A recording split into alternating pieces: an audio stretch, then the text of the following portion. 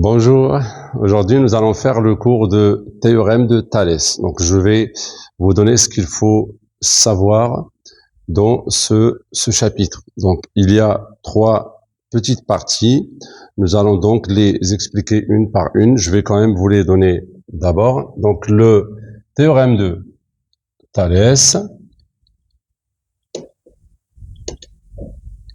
Si vous voulez le théorème, l'application directe du théorème de Thalès, ou le théorème direct si vous voulez, la réciproque, et dans la réciproque,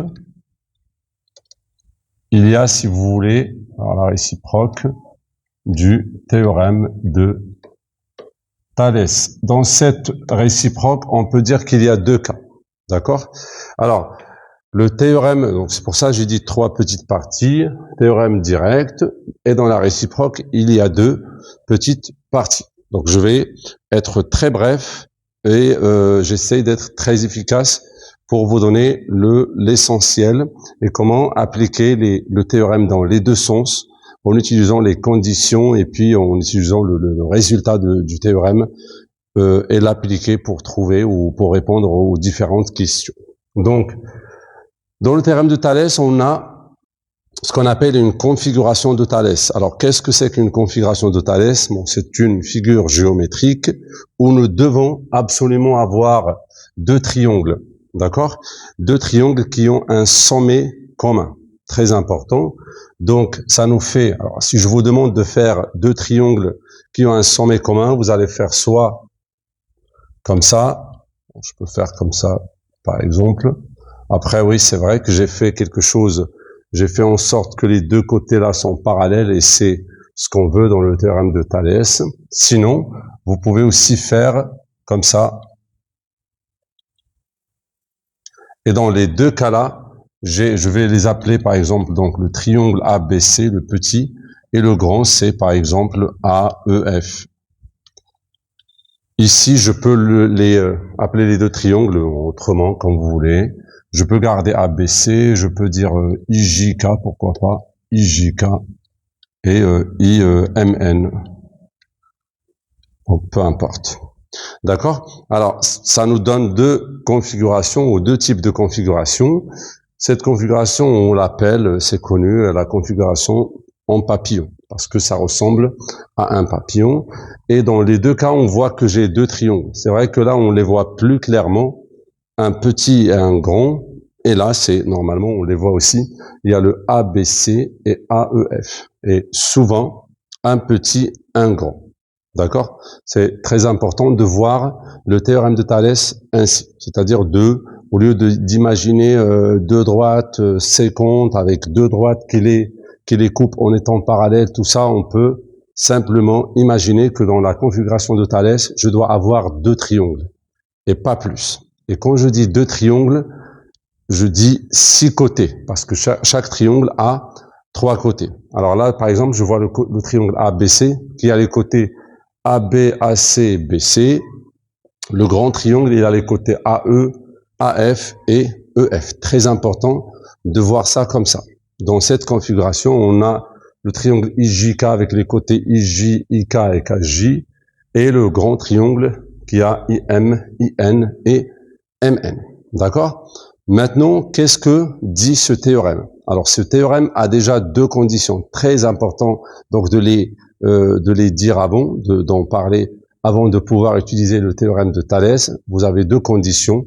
Il faut qu'il y ait l'alignement des points 3, 3. Donc là, je vois que A, B et E sont alignés et que A, C et F sont par ailleurs aussi alignés. Pareil, ici, j'ai K, I, N qui sont alignés, ainsi que J, I, M. Alors, quand j'ai l'alignement, première condition, c'est alignement. Je vais juste résumer. Je laisserai la rédaction aux exercices. Alignement des points 3 à 3, si vous voulez. D'accord? Et deuxième chose très importante, deuxième condition pour pouvoir utiliser le théorème de Thalès dans son sens direct, c'est le parallélisme. Donc il faut avoir deux droites Pourquoi pas dire directement le parallélisme. Bon, de droite parallèle. Alors, et là je vois bien que j'ai la droite BC avec EF parallèle et ici MN avec KJ parallèle. Donc je résume, une configuration de Thalès, il s'agit de deux triangles qui ont un sommet commun, et ça fait donc deux configurations. Alors, ils ont un sommet commun et ils ont 3 points alignés, parce que oui, je peux faire deux triangles comme ça. Je peux faire comme ça, et puis faire comme ça. Et là, je vois bien que le petit et le grand, ils ont bien ce sommet commun, mais j'ai pas l'alignement de ces 3 points-là. Celui-là, celui-là et celui-là. D'accord? Et ça, ce n'est pas du tout une configuration de Thalès. Donc, j'ai besoin de l'alignement, et puis j'ai besoin d'avoir deux côtés parallèles de ces deux triangles. Il faut que l'un des côtés du petit triangle soit parallèle à l'un des côtés du grand. Alors, quand j'ai ça, j'ai le droit de dire, donc, d'après le théorème de Thalès, et je peux diviser, si vous voulez, les côtés d'un triangle sur les côtés de l'autre.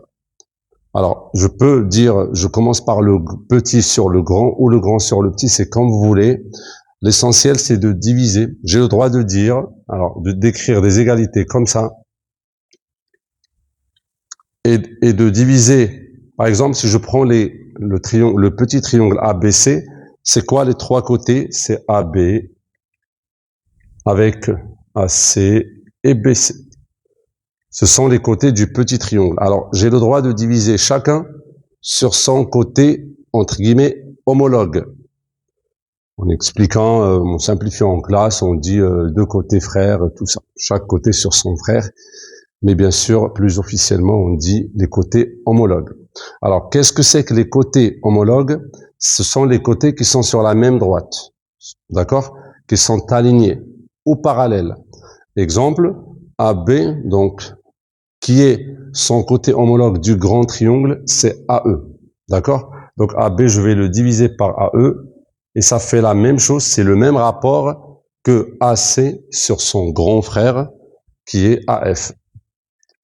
Le dernier, c'est BC, et son grand frère ou son côté homologue, c'est le côté parallèle, c'est EF. Et voilà. Et donc, j'ai pu écrire les égalités du théorème de Thalès, sachant que j'ai les conditions qui me permettent d'avoir ça. D'accord? Et ça sert à quoi donc d'avoir ces égalités-là? Bien sûr, ça sert à calculer des côtés qui manquent, parce que dans les exercices, vous allez voir qu'à chaque fois, il y a des côtés qui manquent. Et donc, en ayant ces égalités-là, et en remplaçant toutes les valeurs qu'on a dans l'exercice, on peut, avec ce que vous préférez appeler la règle de 3, ou l'égalité de produit en croix, on peut facilement calculer jusqu'à deux côtés qui manquent. On peut pas, par la nature des choses, on peut pas calculer 3, sinon 2 dans une condition. Je peux pas, par exemple, calculer deux côtés si AB et AE manquent tous les deux, même si j'ai l'égalité, même si j'ai les autres côtés, je ne peux pas, parce que j'aurai dans une égalité, j'aurai ça et ça qui manquent, et je ne peux pas. Normalement, il faut que un côté manque dans une égalité où il y a quatre côtés, où il y a trois côtés. D'accord? Il faut avoir 3 pour calculer le troisième, et puis pourquoi pas ici avoir encore 3 pour calculer le quatrième. Donc, on peut calculer jusqu'à deux côtés manquants grâce au théorème de Thalès. D'accord? Donc, je répète, il faut deux conditions, l'alignement des points et le parallélisme de deux côtés pour pouvoir utiliser le théorème de Thalès qui me donne ces égalités-là. Après, quand j'écris ça, je remplace toutes les valeurs que j'ai et je calcule avec la règle ou bien avec le produit en croix, je calcule ce qui manque des autres côtés. D'accord? Très bien, donc nous allons passer à la réciproque. Bon, comme son nom l'indique, la réciproque du théorème de Pythagore, c'est le sens inverse. Qu'est-ce qu'on avait ici? On avait l'alignement plus les deux droites parallèles et ça nous donne ces égalités-là. Maintenant, on va faire à l'envers. Si on a ça, on peut conclure ça. D'accord? Toujours avec la réciproque du théorème de Thalès. Alors, qu'est-ce que dit la réciproque du théorème de Thalès? Toujours, l'alignement reste une condition. Donc, si on a l'alignement, ce n'est pas la peine de refaire la figure parce que c'est toujours la même configuration qu'on devrait avoir, peut-être dans d'autres sens. L'alignement des points, 3 à 3. Alors, si on a ça, et que on a les égalités suivantes, on peut déduire que les droites sont parallèles.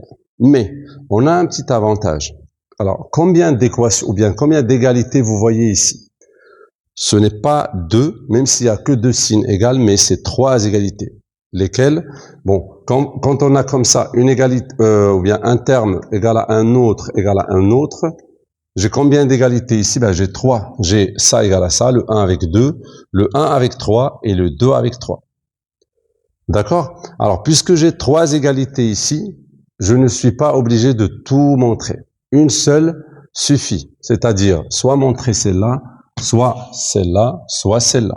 Autrement dit, ici, soit montrer que ce rapport est égal à celui-là, ou bien le deuxième avec le troisième, ou le premier avec le troisième.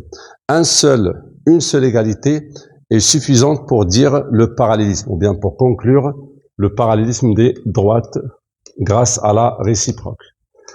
Donc, ce qu'on fait dans la réciproque, ben on fait à l'envers, on calcule. Après, pour montrer une égalité, c'est très important. Je ne veux pas que vous écriviez une égalité et que vous mettiez des égales jusqu'à la fin. Trouver je sais qu'il y a pas mal d'élèves qui font, alors ils veulent montrer que A égale à B, ils font A égale à B, ils font un enchaînement. Jusqu'à la fin, ils trouvent que par exemple 2 égale à 3, et ils disent donc non, l'égalité n'est pas vraie. Ce n'est pas une démarche correcte mathématiquement. Pour montrer une égalité, par exemple, ce rapport égal à celui-là, il faut calculer le premier rapport tout seul, avec les valeurs que vous avez, passer à la ligne, calculer le deuxième rapport tout seul, avec les données, et puis si vous trouvez le même résultat, là vous dites c'est égal, sinon vous dites ce n'est pas égal, vous dites ça est différent de ça. D'accord? Alors, on a 2 cas ici, comme j'ai dit. Alors, maintenant qu'on a l'alignement, soit on a une égalité vérifiée, ou une égalité pas vérifiée, si vous voulez. Alors, si une égalité est vérifiée, bon, alors, comment je vais rédiger? Je vais dire, on a l'alignement des points. Par exemple, dans cet exercice, BC, je veux montrer qu'il est parallèle à EF. Je vais dire, on a A, B et E sont alignés, ainsi que AC et F, et ça, généralement, vous l'avez dans les données. Et après, tu vas passer, ça dépend des données, tu vas calculer 2 rapports. Tu vas dire, on a le premier rapport, par exemple, AB sur AE. Tu calcules, tu vas trouver une valeur. Et par exemple, BC avec EF. BC sur EF égale, et tu calcules. Alors, si tu trouves égalité des 2 rapports, là, tu vas dire que les droites sont parallèles, d'après la réciproque du théorème de Thalès. D'accord? Donc, dans ce cas, j'ai utilisé l'alignement comme donnée. J'ai montré qu'il y a égalité de 2 rapports. Donc, un côté d'un triangle sur son côté homologue égale à un deuxième côté du même triangle sur son côté homologue. Et donc, ça me donne le parallélisme d'après la réciproque du théorème de Thalès. Sinon, si l'égalité n'est pas vérifiée, alors si je trouve que ça n'est pas égal à ça, bon, par exemple, le rapport, donc là, je trouve que c'est égal. Si je trouve que AB sur AE, par exemple, n'est pas égal à BC sur EF, ben dans ce cas, on dit qu'il n'y a pas le parallélisme. Il n'y a pas le parallélisme. Et là, on va utiliser le théorème normalement, on ne dit pas d'après la réciproque, c'est d'après la contraposée de la réciproque du théorème de Thalès. Si vous voulez, c'est le cas négatif de la réciproque, parce que la réciproque, soit il nous donne le cas positif, c'est-à-dire le cas où c'est vérifié, on a le parallélisme, soit le cas où c'est négatif. Le résultat ne mène pas à 2 droites parallèles. Dans ce cas, on appelle ça la contraposée de la réciproque, etc. De la réciproque du théorème de Thalès, etc.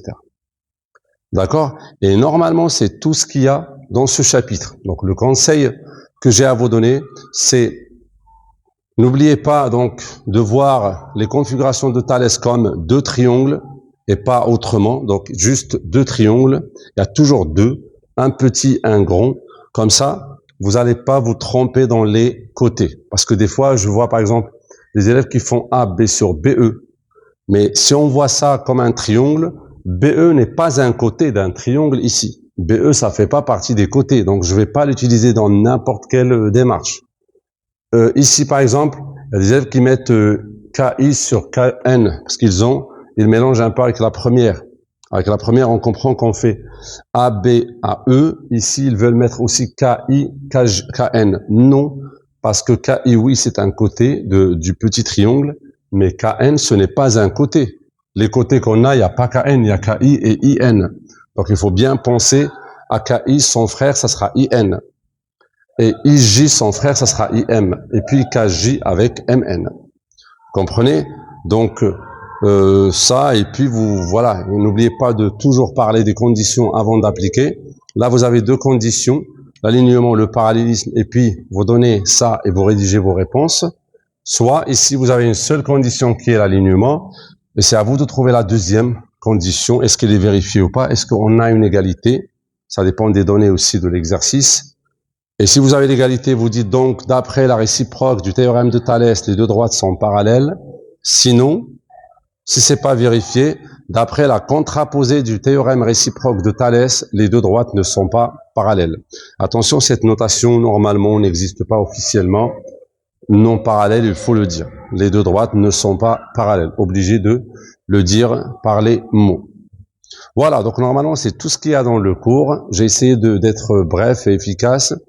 On va passer aux exercices. C'est là où on va appliquer tout ce qu'on a dit.